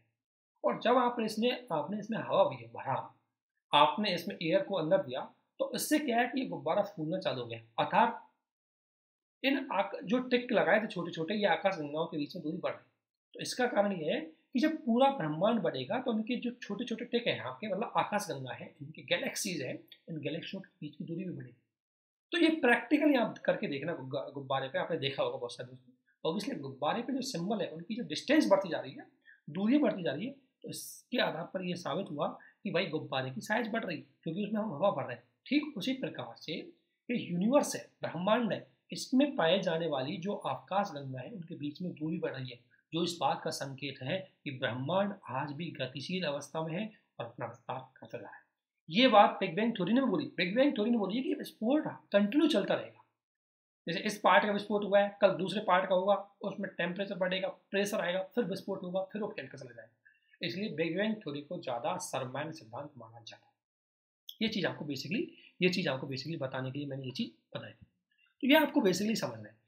आज वर्तमान में माना जाता है कि 100 अरब से ज़्यादा भी आकाश गंगा है, और हर आकाश गंगा में आपको पता है विभिन्न प्रकार के तारे पाए जाते हैं। तो तारों की गिनती कुछ है नहीं, असंख्य है ना, इन्फिनिट है, इनका कोई चीज़ नहीं। तो बेसिकली इतना आपको समझना था।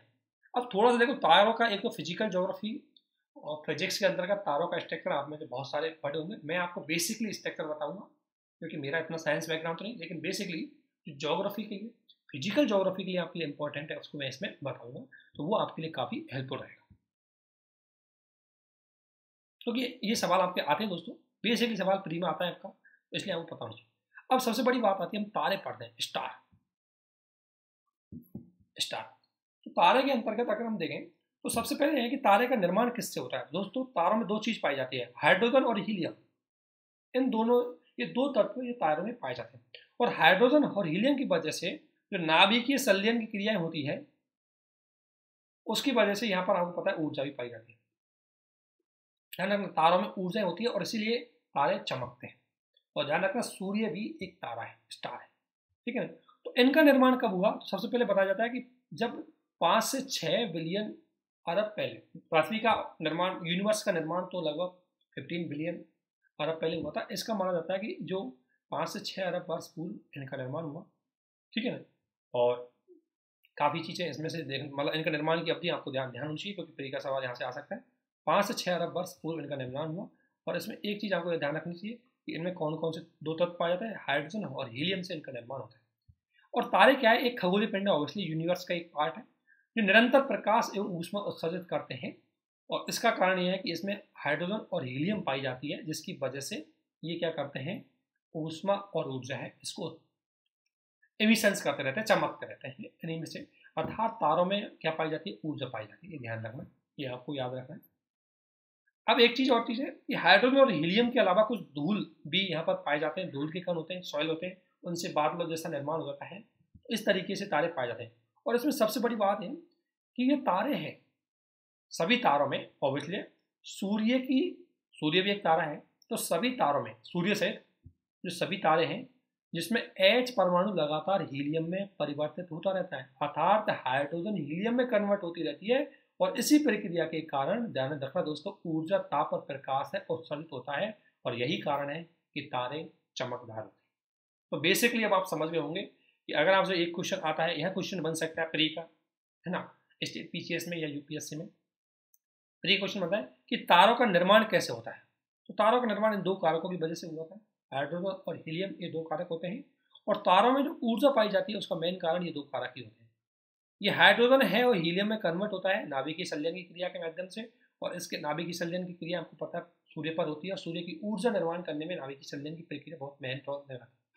तो उसकी वजह से यहाँ पर इसका निर्माण होता है, किसका, ऊर्जा का। और इसलिए आपको पता है एक चीज ध्यान रखनी है, तारा की अगर मैं बात करूं तो सूर्य भी दोस्तों एक तारा है। इसलिए कभी ये डाउट मत हो जाना, तो सूर्य चमकता क्यों है, क्योंकि वो तारा है, परंतु वह ऑब्वियसली उसका जो द्रव्यमान है वो ज़्यादा पाया जाता है और इसकी वजह से वो ज़्यादा चमकता है, ठीक है ना। तो सूर्य भी क्या है, एक तारा है, ठीक है ना।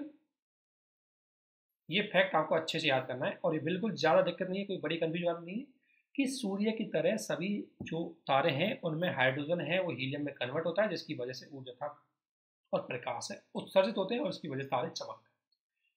ये एक इंपॉर्टेंट चीज जो आपको याद रखनी चाहिए दोस्तों। तारा के बारे में बहुत महत्वपूर्ण है। इसके अलावा तारों के बारे में और जानकारी है कि तारे 3 प्रकार के होते हैं। ध्यान है, देखो बहुत सारे, अब आपको ऐसा नहीं है अब तारों से रिलेटेड कोई भी फैक्ट आपको अलग जगह नहीं पढ़ना है, बस आप अपने मन की संतुष्टि के लिए एक बार नोट्स और जो किताब मैंने आपको बताई है उनको आप जरूर पढ़ लें। हम इस तरीके से आपकी ज्योग्राफी करवाएंगे कि कोई भी चीज़ आपसे नहीं छूटेगी, और डेफिनेटली कि आपके लिए बहुत ज़्यादा हेल्पफुल रहेगी। लेकिन इसके लिए आपसे रिक्वेस्ट है कि आप इनको क्या करें कि हमारे वीडियो को, हमारे चैनल को शेयर करें और हमें थोड़ा सा इनकरेज करें ताकि हम अच्छे से कर सकें। अब तारे 3 रंग के, तारों को देखें, तारे में 3 रंग होते हैं दोस्तों। एक रंग तारों का होता है रेड, एक होता है वाइट, और एक होता है ब्लू। अब सबसे बड़ी बात है, जो रेड रंग का होता है उनका टेम्परेचर निम्न रहता है, अर्थात हाइड्रोजन से हीलियम की जो प्रोसेस है वो धीमी होगी, ठीक है ना। इसलिए जो सफेद तारे हैं इन पे तापमान उच्च रहता है, ये उच्च तापमान वाले हैं, टेम्परेचर हाई टेम्परेचर वाले।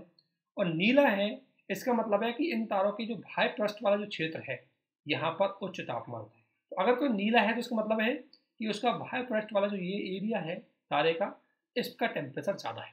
तो ये चीज़ आपको ध्यान रखनी है। अगर आप पूछ जाए कि तारों का अगर ये इस तरीके का रंग है तो तारे किस तरीके का, उनकी ऊर्जा तापमान किस तरीके होगा, इसको लेकर के स्टेट पीसीएस में क्वेश्चन आते हैं। यूपीएससी में हो सकता है कोई बार स्टेटमेंट आपको दे दे, तो आपको तैयार इस तरीके से रहना चाहिए। ये बेसिक इन्फॉर्मेशन आपको पता होनी चाहिए, ठीक है ना। तो ये देखा। इसके बाद एक चीज और तारों के बारे में आपको एक फैक्ट पढ़ना है कि सूर्य के बाद पृथ्वी का सबसे निकटतम, ध्यान रखना, पृथ्वी का सबसे निकटतम तारा प्रॉक्सिमा सेंटोरी है।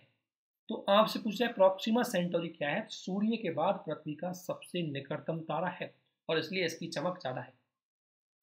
आपसे पूछा ऑब्वियसली अन्य तारों की तुलना में सूर्य हमारे यहाँ पास, पृथ्वी के पास ज्यादा नजीक है और इसकी वजह से इसका तापमान हमारे पास ज्यादा आता है, चमक ज्यादा आती है।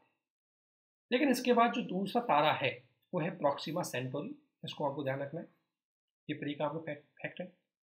एक चीज और आगे एक फैक्ट है कि सभी तारे आपको पता है पूरब से पश्चिम की ओर स्थानांतरित होते हैं। सभी तारे पूरब से पश्चिम की ओर स्थानांतरित होते हैं। ध्यान रखना किधर से, ईस्ट से वेस्ट, ठीक है ना, यानी कि इधर से इधर होते हैं। और इसका मेन कारण क्या है, हमें क्यों लगता है, क्योंकि पृथ्वी अपने कक्ष पर रोटेशनल करती है, जो घूर्णन करती है वो कैसे करती है, वेस्ट टू ईस्ट। जैसे मैं बताता हूँ कैसे, थोड़ा समझना इसको। जैसे ये कोई ये है सन, ये भी एक तारा है, आपको पता है। हालांकि तारों की कोई दशा नहीं है, तारे गति नहीं करते, वो स्थायी रहते हैं एक जगह, क्योंकि सूर्य एक तारा है, सूर्य अस्थायी है, वो गति नहीं करता। परंतु क्या होता है, इस हम कहाँ से देखते हैं, हम अर्थ से देखते हैं, ठीक है ना। अब अर्थ क्या करेगी, अर्थ की जो दिशा है, अब अर्थ जब इसके डायरेक्शन रोटेशन इसके घूर्णन करेगी, तो घूर्णन करते टाइम अर्थ की दिशा रहेगी, वो रहेगी पश्चिम, जैसे पश्चिम से पूर्व, ऐसे ये वेस्ट है, ईस्ट इधर आएगी। जब ये इधर गति करेगी तो इसको कैसा लगेगा, इसको उल्टा लगेगा, जस्ट ध्यान रखना, इसको ईस्ट टू वेस्ट लगेगा। इसलिए अगर हम देखेंगे, अगर अर्थ से देखेंगे तो स्टार हमें गति करते हुए देखेंगे ईस्ट टू वेस्ट, ठीक है।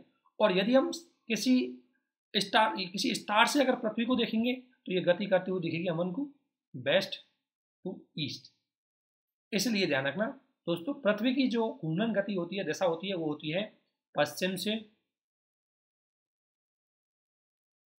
पूरब, यानी वेस्ट टू ईस्ट। और जो तारे हैं, जो कि जब ये करते हैं, इसलिए हमें जब ये इधर करते हैं इसके अपोजिट में हमें कोई दूसरी चीज दिखेगी। जैसे आप किसी का राइट टू लेफ्ट घूमेंगे तो दूसरा व्यक्ति आपके लेफ्ट टू राइट लगेगा, ठीक है। घूर्णन का पोजीशन होता है वो, तो उसकी वजह से। तो इसमें क्या है कि जो सूर्य है उसके चक्कर लगा रहे पृथ्वी वेस्ट टू ईस्ट, तो सूर्य हमें कैसे लगेगा, सूर्य हमें सबसे पहले किधर लगेगा, ईस्ट की तरफ। तो इसलिए दोस्तों जो सभी तारे हैं वो पूर्व से पश्चिम की ओर स्थानांतरित हो जाते हैं, क्योंकि ये पृथ्वी है वेस्ट टू ईस्ट की तरफ अपनी गति चलाती है। और इसका परिणाम क्या होता है कि चूंकि सभी तारों की जो दिशा है वो कौन सी हो जाती है दोस्तों, तो सभी तारों की दिशा है वो पूर्व से पश्चिम की हो जाती है। और चूंकि सूर्य भी एक तारा है, सूर्य भी क्या है, एक तारा है, और इसलिए सूर्य की दिशा क्या हो जाती है दोस्तों, पूर्व। यही कारण है कि पृथ्वी पर सूर्य पूरब से उठता है, क्योंकि उसका कारण यह कि पृथ्वी अपनी घूर्णन गति में पश्चिम से पूरब की ओर लगाती है, तो इसका जस्ट अपोजिशन इफेक्ट पड़ता है। तो इसकी वजह से पृथ्वी पे पूरब से पश्चिम की ओर सूर्य उगाता है। जो सूर्य की जो दिशा हो जाती है वो पूरब की तरफ स्थानांतरित हो जाती है, क्योंकि पृथ्वी क्या करेगी कि पूरब से जाएगी, जो पश्चिम से जाएगी, पश्चिम से जाएगी जो, तो जो पार्ट इसका सूर्य की तरफ आएगा वहां सूर्योदय हो जाएगा, और वो पूरब वाला पार्ट होगा।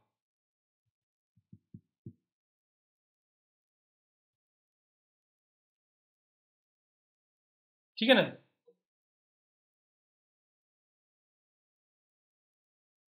तो ये चीज आपको देखनी है। तो ये आप समझेंगे कि क्यों पृथ्वी की ये दिशाएं इधर से उधर गति करती है। बेसिकली आप जानते होंगे, आप में से बहुत सारे दोस्त, तो उसका रीजन है कि पृथ्वी की जो गति है, पृथ्वी की जो गति वाली दिशा है, उसकी वजह से ये चीजें इधर से उधर करती है। अगर आपके समझ में नहीं है तो आप कमेंट कर देना, इस दिशा को मैं आपको कुछ और दिखा करके बता सकता हूँ, लेकिन मुझे पता है समझ में आ गया होगा, इतना कुछ है नहीं है इसमें बेसिकली। ठीक है ना। तो एक तो ये चीज होगी, सभी तारे की दिशा किधर की ओर स्थानांतरित हो जाते हैं, पूरब से पश्चिम की ओर। क्यों? क्योंकि पृथ्वी की घूर्णन गति के कारण।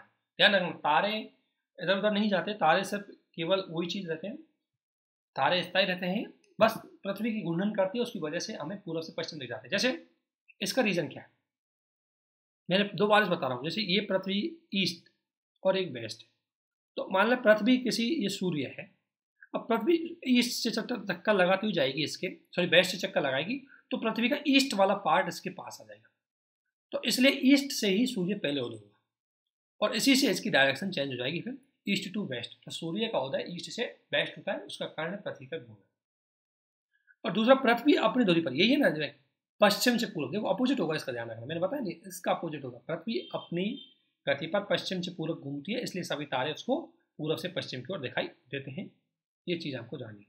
तो तारों के बारे में बेसिक जानकारी है, स्टार के बारे में बेसिक जानकारी है, इसमें से कोई भी क्वेश्चन मुझे लगता नहीं कि स्टार से आपका बच जाएगा। ये बेसिक जानकारी आपके लिए काफी हेल्पफुल रहेगी स्टेट पीसीएस के लिए विशेषकर। इसके अलावा और भी देखते हैं।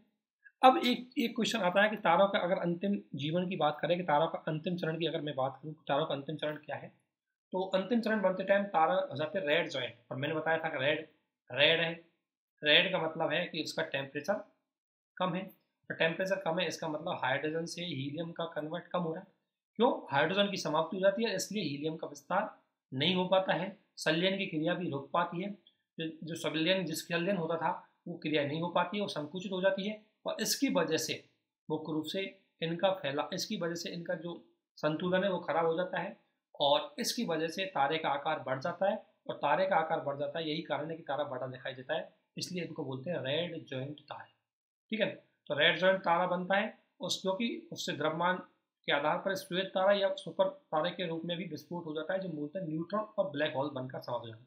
ध्यान रखना, न्यूट्रॉनो या ब्लैक होल जो तारा बनता है उसका रीजन क्या है, ब्लैक होल कैसे बनते हैं, ब्लैक होल का मतलब वहां से जो ऊर्जा जनरेशन कम समाप्त हो जाता है, और उसका रीजन क्या है कि वो जब तारे रेड जॉइंट में बदलते हैं उसके बाद जब वो विस्फोट हो जाते हैं, विस्फोट होने के बाद उनका संलयन की क्रिया उनकी समाप्त हो जाती है, इसकी वजह से।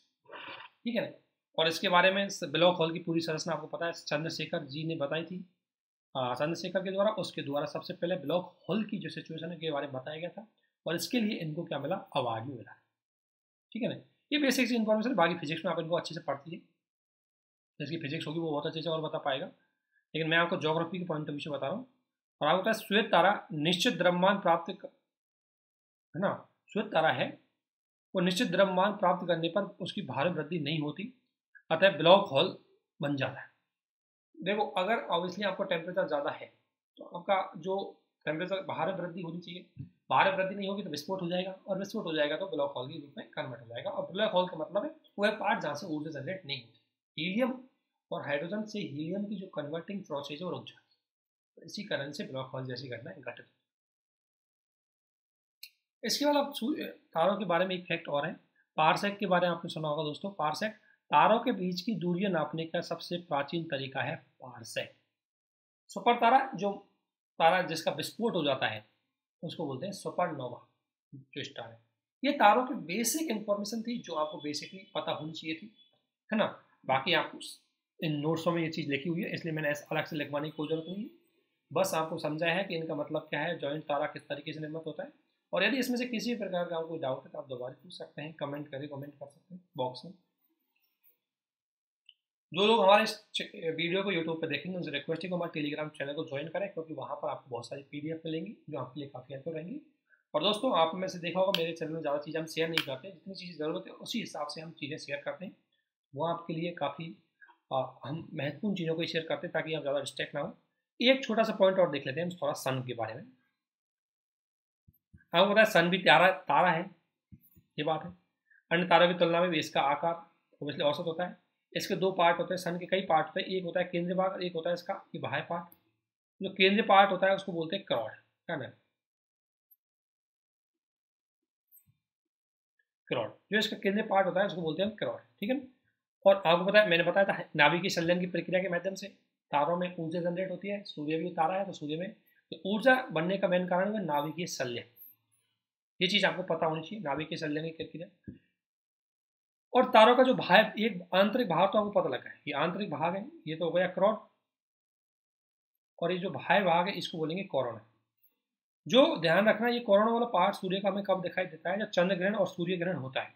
जब पूर्ण सूर्य ग्रहण की स्थिति होती है जब हमें ये कोरोना वाला पार्ट है वो दिखाई देता है, और कोरोना वाला पार्ट से ही उसी टाइम ऊर्जा जनरेट होती है। तो इसलिए क्रॉड और कोरोना वाले पार्ट को हम समझ गए। कोरोना सूर्य के बाह्य वाला पार्ट होता है जो सूर्य ग्रहण के दौरान हमें दिखाई देता है। सूर्य ग्रहण को तो आप जानते होंगे सभी, सूर्य ग्रहण अमावस्या के दिन होता है। और सूर्य ग्रहण में क्या होता है, ये सन है तो इसके बीच में क्या आ जाती है, अर्थ आ जाती है, मून आ जाता है, अर्थ आ जाती है। तो अर्थ के और सूर्य के बीच में मून आ जाता है, इसकी वजह से सूर्य ग्रहण घटित होता है। और इस दौरान कोरोना वाला पार्ट है वो ज़्यादा दिखाई देता है सूर्य का। तो जो कोरोना है सूर्य का बाह्य पार्ट होता है और सूर्य पर ऊर्जा का मेन कारण। इसके अलावा आपने सुना होगा सूर्य पर परमाणु ज्वाला, सूर्य पर परमाणु ज्वाला है, इसको सुना होगा। इनको हम एक तरह से परमाणु तूफान के रूप में भी कहते हैं। कि परमाणु तूफान सूर्य के आकर्षक शक्ति पार करने पर अंतरिक्ष में प्रवेश करता है, पृथ्वी के प्रवेश ऑब्वियसली है। जब परमाणु तूफान आते हैं सूर्य पे भी विभिन्न प्रकार के साइक्लोन आपको पता है सूर्य पे भी आते हैं, तो साइक्लोन आते टाइम उसमें से कुछ पार्ट सूर्य के अंतरिक्ष में से पृथ्वी के अंतरिक्ष में आ जाते हैं, पृथ्वी के अंतरिक्ष में प्रवेश कर जाते हैं और फिर छोटे छोटे अन्य कणों से मिल जाते हैं, और उसकी वजह से उनमें भी हम विभिन्न प्रकार की ज्वालाएं जनरेट हो जाती है। वो रंगीन होते हैं और उन्हें ही हम बोलते हैं परमाणु ज्वाला। जिसमें से दो ज्वालाओं का नाम आपने सुना होगा, एक है उत्तरी ध्रुव पर अरोरा बोरियलिस, और एक है दक्षिण ध्रुव पर अरोरा ऑस्ट्रेलिस। तो ये आपको प्री में पॉइंट आ जाते हैं कि उत्तरी ध्रुव पर जो परमाणु ज्वाला है उसका नाम क्या है, दक्षिण ध्रुव पर जो परमाणु ज्वाला है उसका नाम क्या है, ये आपको अच्छे से पता होना चाहिए। इसका निर्माण के लिए कुछ नहीं, जैसे ही सूर्य पर जो साइक्लोन आते हैं है ना परमाणु विस्फोट की वजह से, उससे क्या है कुछ पार्ट उसके खुद के अंतरिक्ष को पार करके सूर्य के जो अर्थ का अंतरिक्ष है, जो हमारे अर्थ है इसके स्पेस में आ जाते हैं। और जैसे इसके स्पेस में आएंगे तो आपको पता है वायुमंडल में, हमारे अर्थ के वायुमंडल में अन्य फैक्टर भी उपस्थित होते हैं, उनके साथ वो क्रिया करके कुछ रंगीन प्रकाश को उत्पादन करते हैं। रंगीन जो लाइट है उसका जनरेशन होता है और इसकी वजह से वो चमक जाते हैं। इसमें दो तरीके होते हैं। अगर हम बात करेंगे तो नॉर्थ में आपको दिखेगा, साउथ में दिखेगा। नॉर्थ में दिखेगा उसका नाम है अरोरा ऑस्ट्रेलिस, जो साउथ में दिखेगा उसका नाम है जो नॉर्थ में दिखेगा उसका नाम है अरोरा बोरियलिस, और जो साउथ में दिखेगा अरोरा ऑस्ट्रेलिस। अब इसको याद रखने में कई बार आप कंफ्यूज हो जाते हैं कि याद कैसे रखें। याद रखने के लिए आपको कुछ नहीं करना, जो अरोरा ऑस्ट्रेलिस है इसका मतलब ऑस्ट्रेलिया कहाँ पर है, दक्षिणी गोलार्ध में, तो उससे इसको याद रख लेना। ये कहाँ आएगा, ऑस्ट्रेलियस का मतलब होता है दक्षिण में, और ये बोरियस का मतलब ये होगा नॉर्थ। तो ये चीज़ आपको याद रखनी बेसिकली। और इसके अलावा थोड़ा सा एक भारत ने इसको देखने के लिए भारत ने एक मिशन भी भेजा है, उसको देखना है। भारत ने सूर्य के अध्ययन के लिए आदित्य L1 को इसरो भेजेगा। मुख्य रूप से सूर्य के कोरोना वाला पार्ट है, यानी कोरोना मतलब बाह्य पार्ट है, इसका अध्ययन करेंगे कि भाई बाह्य पार्ट की सिचुएशन क्या है, इसका स्ट्रक्चर क्या है, इसका इफेक्ट क्या है, इन सारी चीज़ों का ये क्या करेगा, अध्ययन करेगा। तो इस चीज़ के लिए भारत ने पहला अपना सूर्य मिशन भेजा जाएगा, वो आदित्य-1 होगा। तो इसको ध्यान रखना, एक परी के लिए आपसे क्वेश्चन पूछ लेंगे कि आदित्य-L1 का संबंध किससे है, तो ध्यान रखना ये भारत का एक सैटेलाइट है जो सन पे जा रहा है।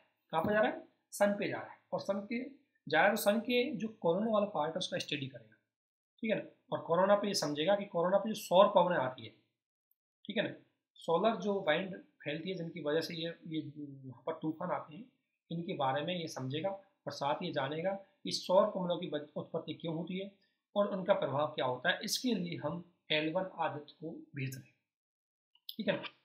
दूसरा होता है सौर ज्वाला। सौर ज्वाला जहाँ से निकलती है वहाँ काले धब्बे दिखाई पड़ते हैं, इसलिए सौर कलर। देखो सूर्य है और सूर्य का बाह्य पार्ट है कोरोना। अब कोरोना में कई प्रकार सौर ज्वालाएं इमर्जिंग होती है, कुछ गतिविधियों की वजह से, हीलियम हाइड्रोजन हीलियम की जो इंसिडेंट होता है उसकी वजह से, अभिक्रिया की वजह से। और इसमें से कई बार क्या होता है, कुछ ज्वालाएं इसके बाहर यहाँ से बाहर निकल जाती है। जब यहाँ से बाहर निकल जाएगी तो यहाँ पर कुछ नहीं बचेगा, इसलिए ये पार्ट क्या होता है, एक तरह से ऊर्जा विहीन हो जाता है।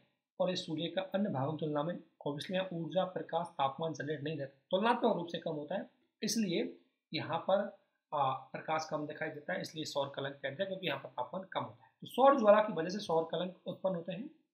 वो मैंने बताया पृथ्वी के चुंबकीय विकिरण की वजह से, जो पृथ्वी का वायरलेस सिस्टम है वो इससे प्रभावित होता है, क्योंकि सौर कलंक की वजह से, क्योंकि सौर कलंक में प्रबल चुंबकीय विकिरण निकलती है। तो हमारे सैटेलाइट्स की वजह से हम कई जो सैटेलाइट हमने लगा रखे हैं पृथ्वी के स्पेस में आकर के उनको ये डिफेक्ट कर देते, ये डिफेक्ट करता है उनको, इसकी वजह से हमारे वायरलेस सिस्टम में उनके प्रभाव पड़ता है।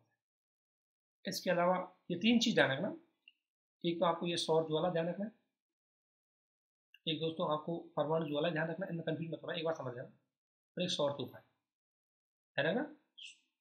इसमें क्या है, परमाणु में तो मैंने बता दिया आपको कि जब सूर्य के वहाँ पर ज्वाला वो विभिन्न प्रकार के साइक्लोन आते हैं तो कुछ पार्ट उसके निकल के पृथ्वी के अंतरिक्ष में आ जाते हैं, तो उनसे क्या होता है, परमाणु ज्वाला निर्मित होती है। दूसरा एक होता है सौर ज्वाला। सौर ज्वाला वहाँ से निकलती है जहाँ से ज़्यादा, मतलब जहाँ से सौर कलंक के धब्बे उत्पन्न होते हैं, तो जहाँ से सौर ज्वाला निकल जाते हैं वहाँ सौर कलंक के धब्बे उत्पन्न होते हैं। और एक है सौर तूफान। और सौर तूफान की अगर मैं बात करूँ, सोलर साइक्लोन की अगर मैं बात करूँ, तो इसके क्वेश्चन भी आपसे पूछ जाता है कि सोलर साइक्लोन कब बनता है। तो सोलर साइक्लोन का कारण क्या है कि जो संलयन की प्रक्रिया हो रही है, तो उस कारण सौर विकिरण आवेशित विकिरण के रूप में ऊर्जा प्रभावित करता है जो पृथ्वी पर मौजूद है। देखो जो संलयन की क्रिया होगी, और संलयन की क्रिया में कुछ किरणें आवेशित विकिरण के रूप में ऊर्जा, ये ऑब्वियसली कुछ जो संलयन की क्रिया में जो कुछ विकिरणें निकलती हैं और वो विकिरणें पृथ्वी के वातावरण में आ जाती है या पृथ्वी के आसपास पृथ्वी में मौजूद होती है, तो मुख्य रूप से सौर संलयन प्रक्रिया, सौर तूफान संलयन प्रक्रिया के अंतर्गत जो विभिन्न प्रकार की सोलर जो रेडिएशन निकलती है और उनमें से जो एनर्जी जनरेट होती है, उससे प्रभाव से जो तूफान उत्पन्न होता है उसे बोलते हैं सौर तूफान। ये चीज़ें बेसिकली आपको समझनी, ठीक है। इसके अलावा अगला इसमें एक टॉपिक और है, इसमें ज़्यादा फैक्चुअल इन्फॉर्मेशन वाला है, कोई और अलग चीज़ नहीं। फैक्चुअल इन्फॉर्मेशन क्या है कि ग्रिप्स 3 नाम से आपने सुना होगा। ग्रिप्स 3 क्या है, ये कई बार आपको इसका प्री का सवाल मिलेगा, करंट को कई बार मिलेगा। तो ग्रिप्स 3 क्या है, एक एक्सपेरिमेंट हम करने जा रहे हैं ऊटी में एक ब्रह्मांडी जो किरणें पाई जाती है उनको पता लगाएंगे कि उनमें ब्रह्मांडी किरणें कहाँ कहाँ पर पाई जाती है, क्या क्या उनका स्ट्रक्चर होता है। और इस एक्सपेरिमेंट में 2 देश शामिल है, भारत और जापान, दोनों इसमें शामिल है। और ये दोनों उपग्रह के आधार पर अध्ययनों को समझेंगे और अंतरिक्ष में मौजूद अध्ययन के माध्यम से पृथ्वी की ऊर्जा के बीच में जो दूरी बढ़ती जा रही है उसको समझेंगे। तो बेसिकली जानकारी को समझने के लिए एक्सपेरिमेंट किए जा रहे हैं ग्रिप्स 3 के अंतर्गत। तो इसको आप ध्यान रखें थोड़ा, ग्रिप्स 3 क्या है। इसके अलावा दोस्तों हमारा टॉपिक होगा ग्रह, इसको हम अच्छे से पढ़ेंगे, एक एक ग्रह को, सैटेलाइट को, ठीक है, और समझेंगे ग्रह की स्थिति क्या है, किस तरीके से बने रहते हैं। तो आज के हमने इस वीडियो में बेसिकली समझा कि हमारे लिए इंट्रोडक्शन वाला पार्ट क्या है, और बेसिकली स्टार का रोल और सन का रोल है, हमने दो चीज़ इसमें समझी। देखो फिजिकल जोग्राफी के हिसाब से हमने समझा है, अगर आप फिजिक्स के हिसाब से समझेंगे तो बहुत बड़ी डिटेल होती है, उतना हमारे लिए कोई ज़रूरी नहीं है। हमें जनरली समझना है बस कि बेसिकली चीज़ें क्या होती है, बस ये 2-3 टर्मिनोलॉजी है, इनको समझना है। सौर ज्वाला, सौर तूफान, है ना, और ये ब्लैक होल, ठीक है, ये बेसिकली कैसे कट होते हैं, इतना हमने आपको पढ़ दिया, बता दिया। इसके अलावा क्राउड के बारे में, कोरोना के बारे में हमने आपको काफ़ी चीज़ें बता दिए। अगर आप में से इसमें से कोई भी आपके पास डाउट हो तो आप अच्छे से पूछें, है ना, हमारी जिम्मेदारी उसको बताएंगे, दोबारा समझाएंगे।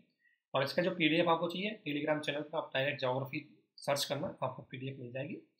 तो आप टेलीग्राम चैनल ज्वाइन करें और हमारे चैनल को ज़्यादा से शेयर और सब्सक्राइब करें। यूट्यूब चैनल को दोस्तों सब्सक्राइब ज़रूर करूँ, क्योंकि वो हमारे लिए ज़्यादा इम्पोर्टेंट है।